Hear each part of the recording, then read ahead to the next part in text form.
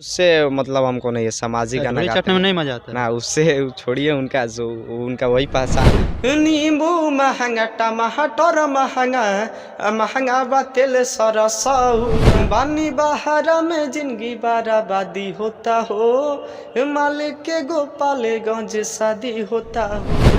बढ़ते महंगाई को लेकर महंगाई डाइन खाई जाता है गाना काफ़ी वायरल हो रहा था और काफ़ी गाना ट्रेंड में चल रहा है जो महंगाई बढ़ते जा रहा है। कुछ लोग मोदी जी को टारगेट कर रहे हैं, कुछ मोदी जी को कोस रहे हैं।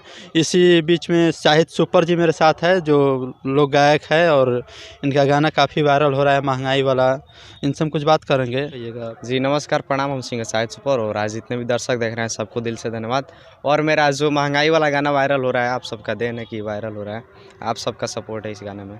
कहीं ना कहीं समाज से यह गाना कनेक्ट हो पा रहा है। कनेक्ट हो पा रहा है। कैसे, क्या गाना है थोड़ा गाना बताइए। कुछ ऐसे था, नींबू महंगा टमाटर ऐसे था। अच्छा। नींबू महंगा, टमाटर महंगा, महंगा बा तेल सरसौआ, नींबू महंगा, टमाटर महंगा, महंगा बा तेल सरसौआ, सब कुछ महंगा कही दिल बानी, जीतला के बाद चुनावा, सिलेंडर लगे ताओ मरतावे, चूसल में खून लगे रहुआ, ई का कोइनी नीतीश चाचा डुबाही देनिया पन न हुआ, बर्तन कपड़ा किनिए न पाई, बढ़ल बा इतना भौआ, रउए बताई कैसे छवाई, गरीब के आंगन मड़ाउआ, बारह में फूल मिले 600 में हाफ हो, कहनी की बंद बाबे पहुआ, ई का कोइनी नीतीश चाचा डुबाही देनिया पन न। अच्छा, अभी तो समाज में बहुत तरह के अश्लील गाना भी चल रहा है, जैसे कि आपके बगल के हैं चंदन चंचल, ढोली चाटुआ और चाटुआ ये सब। तो ढोली चाटुआ पर आप नहीं आते हैं? उससे मतलब हमको नहीं है, सामाजिक गाना ढोली गाते चाटने में हैं नहीं मजा आता है? ना, उससे छोड़िए, उनका जो उनका वही पहचान है। अच्छा। वो उनसे जुड़े थे, पहले साथे में रहते थे वो, अभी भी उनका फ़ोन आता है और अच्छा। बहुत अच्छे मतलब इंसान है उनका और सपोर्ट रहता है उनका भी। मैं वैसा गाना मतलब उससे हट कहीं के ना गाना कहीं गाता ढोली हूँ। चाटुआ गायक पे और गुजरता होगा लोग, तो लोग कहता होगा कि ढोली चाटुआ गायक है, इसे तो हाँ बोल वैसा देता बोलता होगा। है लोग, उसी से हम मतलब नहीं रखते हैं और अपना काम करते हैं, अच्छा। बढ़िया से गाना गाते हैं। कहीं ना कहीं मतलब अच्छे गाना को परोसिएगा, अच्छे चीज़ को समाज में परोसिएगा तो अच्छे तौर पे पहचान मिलता है।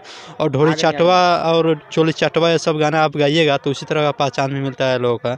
और आपका बेवफाई गाना गजब वायरल हो रहा है। सैड सॉन्ग एगो वायरल हो रहा है, मतलब माल के गोपालगंज शादी होता है, अच्छा। ऐसा ही गाना है। मेरे चैनल शाहिद सुपर पे आया हुआ है और ट्रेंडिंग कर रहा है इंस्टा पे, मतलब काफ़ी ज़्यादा रील बन रहा है उस पर। अभी तक 50-60 हज़ार रील बन चुका है उस गाने पर।